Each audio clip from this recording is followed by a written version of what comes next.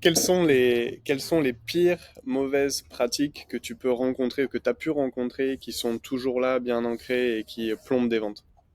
Bah, la pire mauvaise pratique, c'est d'arriver et puis de faire ça des balles, hein. Non, mais c'est le truc le plus classique.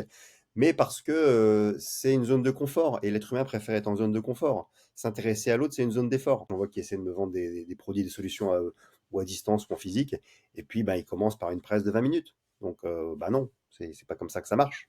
Tu t'en fous. Donc, ouais, le gros piège, c'est ça et c'est ce qu'on trouve le plus souvent. Et en fait, je n'utilise pas du tout ce que j'ai entendu avant. Et ça aussi, c'est très, très classique pour ceux qui ont travaillé sur la phase de découverte. T'as l'impression qu'en fait le mec il t'a posé des questions juste C'est ça. pour respecter un truc et qu'après derrière il retourne à l'égoïsme. Et comme tu l'as dit, toute la partie découverte que tu as fait juste avant, qui est complètement oubliée. Et le prospect, il doit, enfin, juste dans la tête du prospect, c'est mais le mec, en fait, il m'a posé des questions pourquoi et quoi ça a servi, tu vois. Donc il n'y a rien de pire pour casser encore la confiance vis-à-vis du prospect, quoi.